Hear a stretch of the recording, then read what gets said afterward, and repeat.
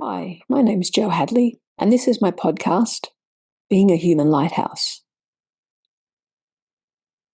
If you've listened to my podcast before or read my posts, you know my life purpose and aim is to not only understand consciously from a scientific and knowing point of view, but living and experiencing, achieving Christ consciousness or Buddha consciousness. My fundamental premise is we all have souls that are attached to all that is. But with the eons of human history, we've collectively, individually, ancestrally got attached to our energy bodies, layer upon layer of unprocessed energies, emotions, patterns, traumas. And it's these patterns and beliefs and traumas that create a perception of the world, a lens, often a dirty, cloudy lens through which we see the world and make our decisions from our small self state. And as we learn to go inwards and feel where these energies are attached and stuck in our bodies, because our body is a bit like a library of the past, not just ours, but our ancestors as well. The body is like this library of energy, and we need to read these books or packets of energy that have been unprocessed. And once we've read them, they actually integrate and we become lighter. Our lens of perception becomes clearer. And this is a process which can be speedy, it can be slow, it can vary. It often does have a slower element to it because our body has to readjust and become accustomed to a new way of being, a new way of seeing, and holding energy in a new way. I've read and heard stories of people who've had oneness experiences, and they often describe it as a very intense experience that can take years to process in itself. That's one path, but also just getting there slow and steady, step by step, sometimes quickening the pace, sometimes slowing the pace down, depending on where we need to be. And it's a tricky process because sometimes when you're in it, you can feel like you're going nowhere, that nothing has changed. And sometimes it can feel like nothing's changed. David Hawkins, in one of his books, describes it as you're processing this energy, it leaves your system, so you no longer become conscious of it. It's no longer bothering you, so you don't even miss it because it's gone. And you've forgotten about it because it's no longer in your consciousness and affecting your life. So you sometimes don't even recognize or realize what you've actually let go of and integrated. What we tend to focus on is, because I think he described it as the pile of coal that's still left in front of us that needs to be integrated and examined. So my post today is a bit about pausing to reflect how far we've come. It's really easy to feel despondent and down, like we've either gone backwards or going nowhere, or that this journey creates more loss than gains. And it can appear like that sometimes.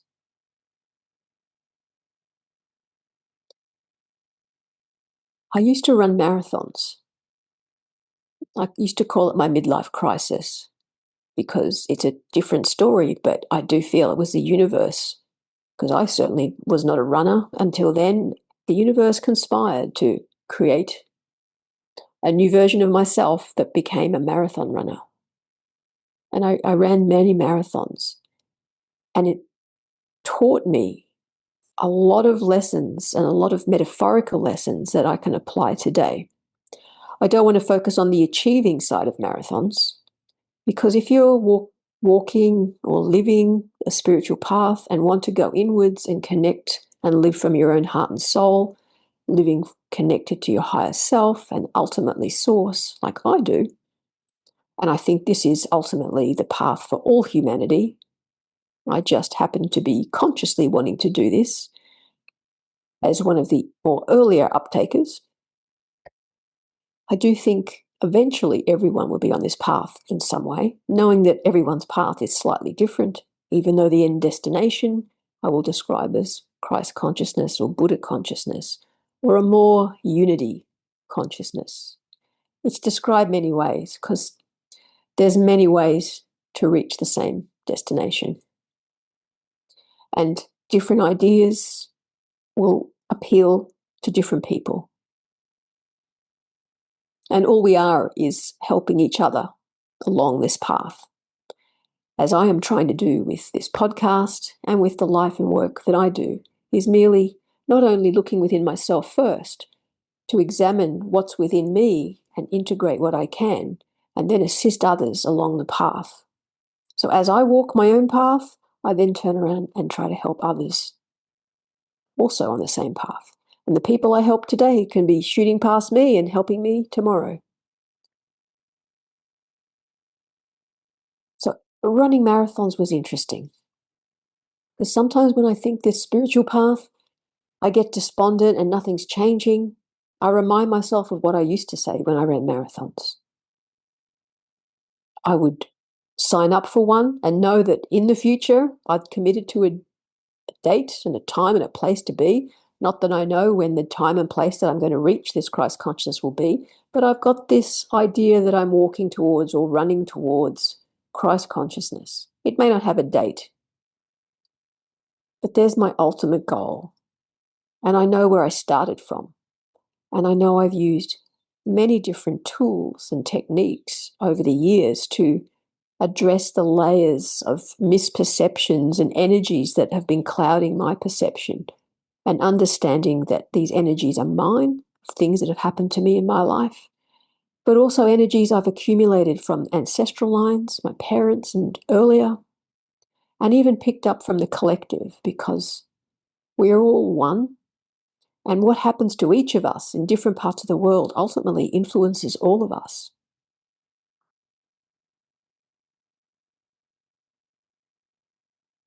So as you make the idea of where you're going to go, you then put in the training, which are all the tools and techniques, whether it's breath work, whether it's somatic therapy, whether it's trauma healing, whether it's acupuncture, whether it's seeing a medical professional, whether it's just getting fit. There are many ways and paths to help clear this energy. For me, marathon running, not so much the shorter distances, anything under marathons, never used to really bother me very much. But every time I signed up to a marathon, all my inner anxieties and energies and fears would rise to the surface. And some people would say, well, that's just too stressful, don't even bother with it. But I saw it as a way of examining parts of myself that I just couldn't examine any other way, that just wouldn't come to the surface without a little bit of agitation. And it was very stressful for my nervous system. It probably wasn't the best thing to do. Though I tried, I was meditating, I was doing yoga, I was very much looking after myself with diet, sleep, doing all the self-care. But I do know that in those last weeks of training and up to the races, all the inner angst and fears would come to the surface. And I think that was very helpful for that time. So the tools and techniques just help us to clean this filter and this lens of perception. And what works today, it may work for years or months, may not work tomorrow. For me, running and long distance running doesn't do that for me now. I've gone to a new phase, and the body just has decided that marathon running is not it. And I've gotten into this energy work, and a lot of the teachers of energy work will say the body is absorbing and adjusting to new light frequencies, and extra stresses will only put more stress on the body and not be helpful. So I actually see my marathon running as not being needed now, because I'm now restructuring my body in a deeper way that I couldn't have even thought about doing years ago. During a marathon, the worst thing you can do is focus on the finish. Because it can seem so far away that you feel like you're never going to get there. It just feels too difficult. So I used to tell people, have an idea where you're going, look up every now and then to see how much further you've got to go. But also don't forget to look behind you every now and then to see just how far you've come. And I was talking with a colleague today, a colleague and friend today, and we were discussing our journey down this path. And I said that I've been on this path for many years, at least a decade, if not and longer. But since 2020, it's just accelerated exponentially. And ironically, my marathon running really ended in 2019, though I did my final one in 2021. But my process has been very rapid, though often I think I've gone nowhere or I've gone backwards. But when I look within, I see just how far I've come, and it's amazing. And I was telling my friend and colleague that if you look at my life on the outer circumstances sometimes, it may not seem that I'm very successful if you judge me by the typical society standards. But when I look inside to see just how much my ideas have changed, how much more open I am, how much more present I am, how I'm able to sit with energies and have healed many different layers in my life so they no longer bother me, and how I've applied a lot of the tools to my life successfully and still do. So that encouraged me, and it showed me that it is important to look back because it's easy to think that nothing's happening. And it's very easy in this world to then compare yourself to others and think that others are doing it better, are more successful. Because we never truly know what's going on within someone else. But within me, sometimes I'm amazed at how much I've changed. And even when I think that, wow, major changes have happened that not much more can change, then some other little thing just happens. Like about a month ago to 2 months ago, when I started listening to David Clemence's work, it just sort of almost turned me 90 degrees again in a different direction. Yet it seemed completely natural. But it upset my outer world because I thought I was going and trying to build something in my life the way I thought it had to be done. And I thought I was stepping and doing all the right stepping stones. And I did do all the right stepping stones. But then something new come along and made me just go, oh, maybe that wasn't working because I've suddenly changed. This new idea has opened me up to something that I can't really see the end yet. I can't see where I'm going, but I know it's this direction is the right way to go. And suddenly all the doors that seemed closed for me in the other way may have been closed for a reason. If it's a closed door, maybe it's not your door. And I have been wondering whether I had a pattern that was just blocking me from opening the door. But as each day goes on, I'm starting to trust myself a bit more and realize I think it's not my door. I think it's one that it's unknown, it's new. I'm creating this new path, one that I can't really see. And some of the quotes from Joseph Campbell's work is, if you can see the path, it's not your path. So suddenly I'm seeing, oh, I don't see where I'm going now. So this must be my path. Whereas the doors that were closing were a tried and true path, one that I thought was very logical. But sometimes the universe and our higher self doesn't always stay logical, can be logical, but sometimes it moves us in directions that can seem illogical. And right now, I can't see the path before me, but I feel like it's the right path. And then there's another pattern in me that doesn't 100% trust my higher power or source. It's a little pattern that likes to control just in case they let me down. So I've been working on letting that pattern go, recognizing it, letting it go. Getting better, definitely getting better. And have fun with it. Like with my friend and colleague today, I was describing to her that it felt like I was always trying to hold this boulder up because something terrible was going to happen if I let it go. But if I did let it go, which I've been practicing in my meditations and my techniques, nothing's really happened. I just sit there feeling like I don't understand my life without holding the boulder up. And these sensations in my arms that I've always had that seem like I'm holding on and tense are still there, even though I've let this boulder go, because I don't know my life without trying to hold it up. So I'm very curious about that. I'm curious about practicing letting go of this boulder and these fears and these patterns and learning to trust the universe.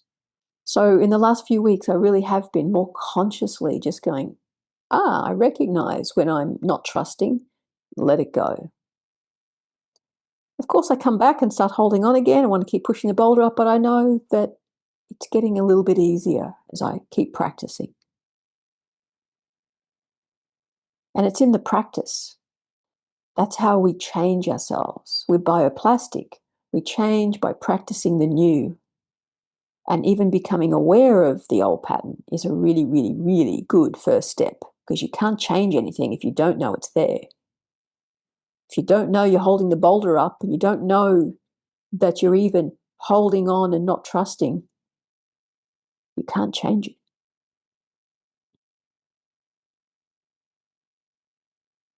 My friend asked me a question today, and I gave this marathon analogy. And I said, I know I've come a long way, but sometimes I just feel like I'm never going to get to the end, that I feel like I've got this voice telling me that I've got 5 kilometers to go in the marathon. But this ego part of myself is running next to me, telling me to quit, forget it, you're not going to make it, give up now, it's hopeless. And we had a chat about that, and I can see that this ego side of me that is trying to get me to give in, it's an old pattern. And I was very happy to know that I'd straight away said I was only 5 kilometers to go in the marathon. I thought, well, okay, if my destination is Christ consciousness, maybe if only 5 kilometers to go, it's not that far. And what I do know is when we get close to a destination, when we get close to true change, a true meaningful change that brings us closer to our true selves, our inner wisdom, our higher self, all the other little egos and patterns get really loud. And often that's when we give up. So I recognized that's where I am with some of my patterns today. And so I feel a little bit encouraged that maybe I'm close and I just have to keep going within, keep surrendering to my higher self, and keep taking, as I tell people in a marathon, take it one step at a time.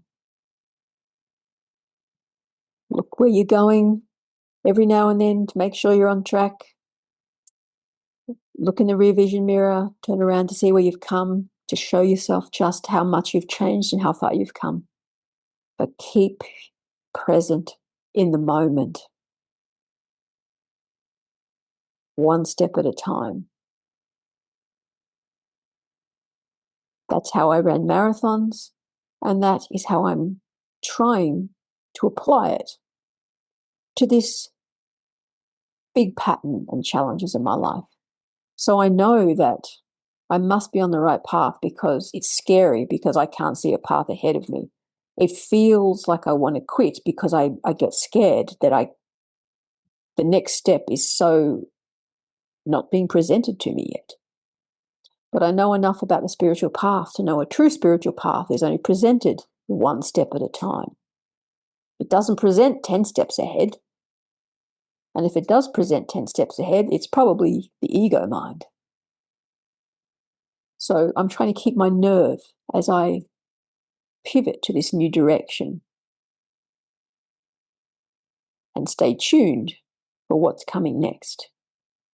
Because it doesn't seem like it was what I was planning in my logical mind. That may still be a part of my future, but there's definitely something new and unseen and unknown yet. And the unknown can be scary because it's unfamiliar. The other analogy I'll talk about today was this holding this boulder up has been a pattern that's so entrenched and long-standing, possibly all my life. And this visual metaphor popped into my head recently after probably heard it on a podcast of someone I listened to, that we can, if we're born as a goldfish into dirty water, we don't know anything else but the dirty water. We think that's normal. So if someone cleans the goldfish bowl and puts clean water in, it's going to be scary, even though the water's better. So sometimes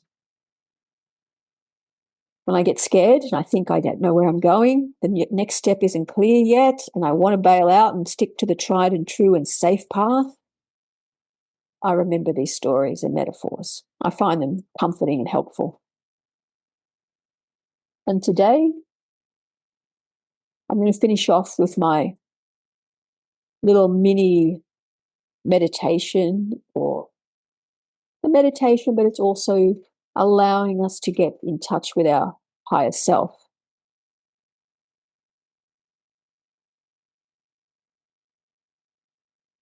Last week, I had massive winds blowing as I was doing my reporting. And today, there's heavy rain, possibly little bits of ice, and you can hear it on the ceiling and the roof, because I have a perspex roof that's like a sun. It allows the sun in a lot. So part of the ceiling has been replaced by this perspex to allow more light in. Sunroof. And I'm just listening now to the sound of it, and it sounds like ice is hitting this perspex. So you may hear that in the recording. But if you'd like to do this inner meditation where I just allow you to tune into yourself, briefly touch upon some of these energies that are distorting our perceptions, and then go to the other way to clear things of tuning into our higher self and our soul and allowing that to clear it for us, and with a bit of grounding as well. And these things are safe for everybody, except if you're having severe mental health issues or psychosis, then it's possibly not the right technique and tool for you. But if there's no acute mental health crisis, these techniques and tools can be very helpful. Anyone having acute mental health issues, please reach out for a local trauma therapist or counsellor. Otherwise, just invite you to notice where you're sitting. Notice how the chair is supporting you. Notice the physical world, how it's supporting you with this chair and with the earth or floor beneath your feet.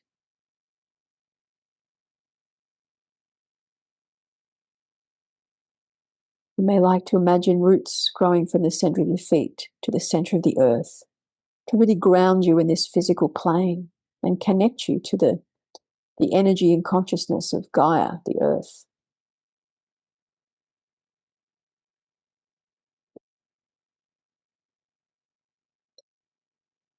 You may want to notice what your hands are feeling or touching.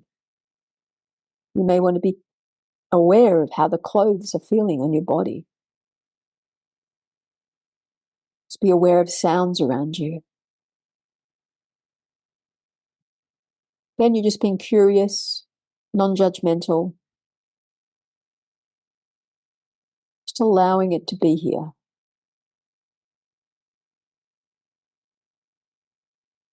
Now I invite you to imagine there's a cord at the crown of your head, reaching out through the universe to the great central sun, to to the universe and the center of the universe. So you're attached to the heavens above and all that is above, and you are connected to the earth below.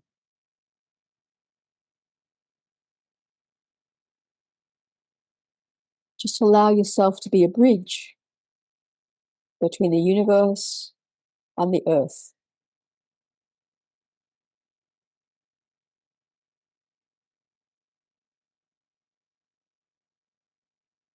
Now I invite you to place your hand over your heart, if you wish, and take 3 low, slow breaths in through the heart center, and imagine you're filling up your body, every cell in your body, with light, wisdom, oxygen, chi, prana. And as you breathe out, you're letting go of all the toxins, beliefs, patterns, energies that no longer serve you. 3 low, slow breaths.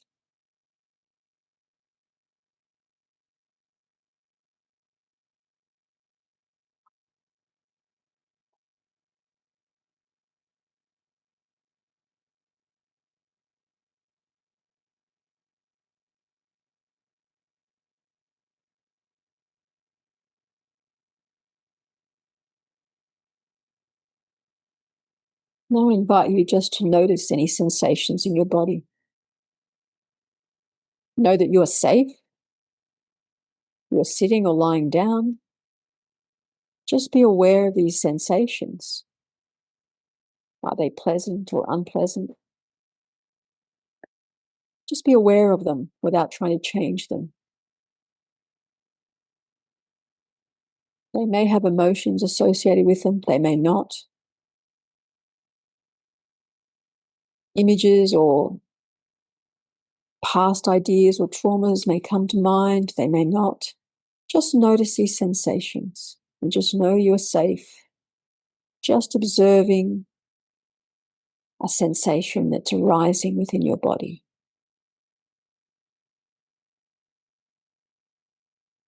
If these sensations are unpleasant, these are often the energies that are stored in our body, part of this faulty perception and beliefs and patterns that are stored like energy books, like a library in our body. And just sitting with them with compassion, lack of judgment, curiosity is an important way to integrate them. But we're not trying to change them.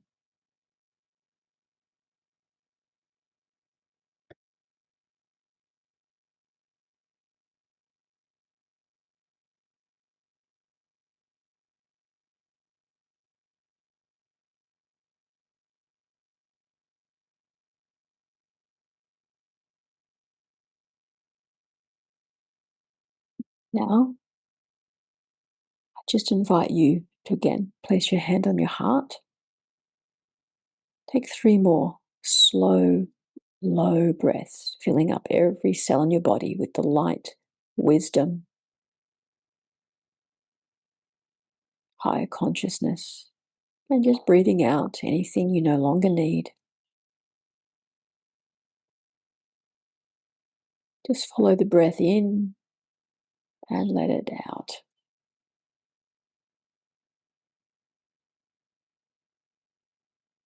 And as you're doing this, as you're breathing in and out through your heart center, filling up every cell in your body with light, just imagine, feel that light filling up your body.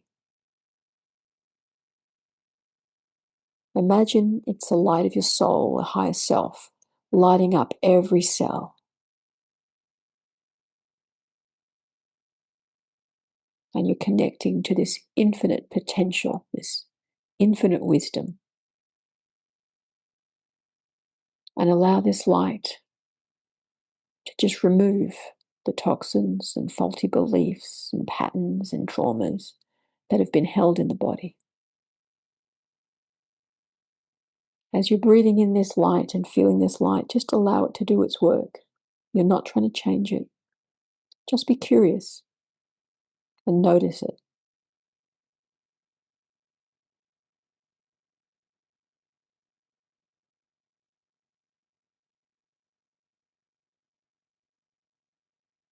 As you breathe in and this light fills you up, it is filling up all the spaces that you've created for it by letting out the toxins and belief patterns.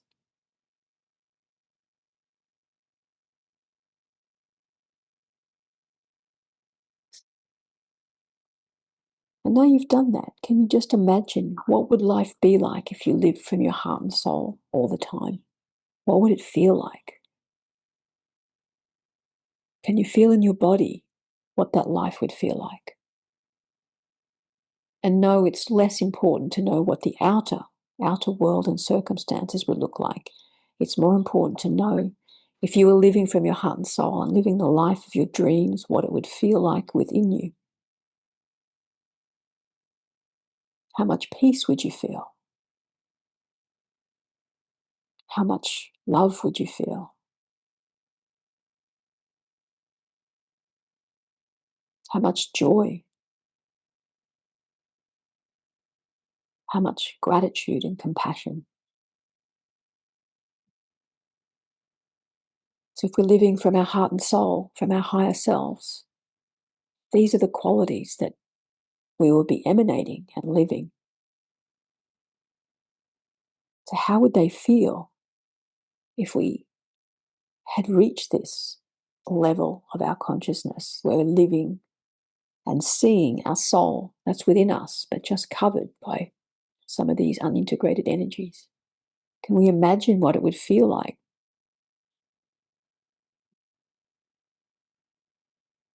Just imagining and having a clue and a glimpse of what it would be like allows our own heart and soul to have a GPS guide to go to, because we have to be able to recognize when we actually reach the destination.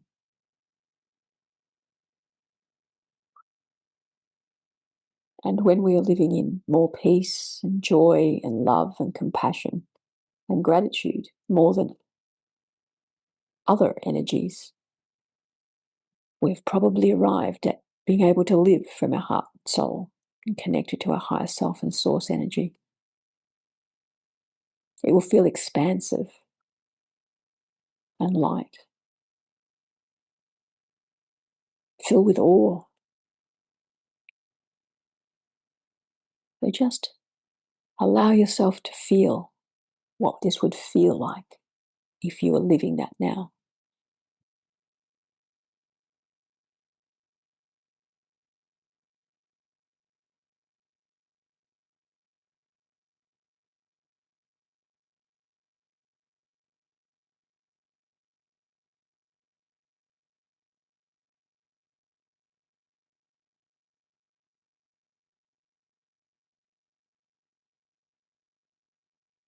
And now we'll bring this little mini meditation, this little mini inner connection to an end. So just start to be aware of your fingers and toes, give them a wiggle. You can move around on the chair or the surface you're sitting on. When you're ready, you can open your eyes. I just invite you to tune into your body and just be curious about if it feels different to when you started this meditation, or even if before you started listening to this podcast. Do you feel lighter? Has it brought anything to the surface? Just be curious.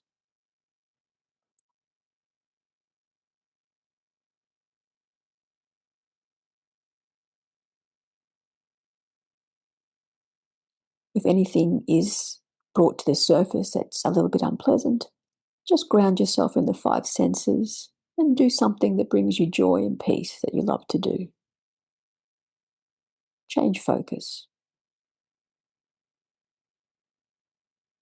Grounding in the five senses is a really simple way to just get back in the present moment. But often this allows us to really just tune in and connect with ourselves. And sometimes we give ourselves permission to connect with our soul.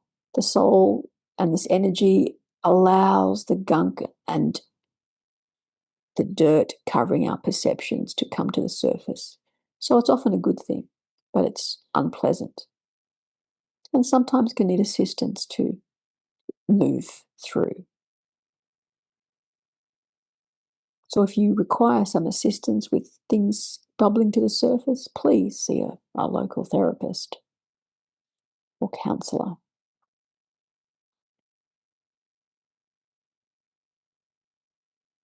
But until next week,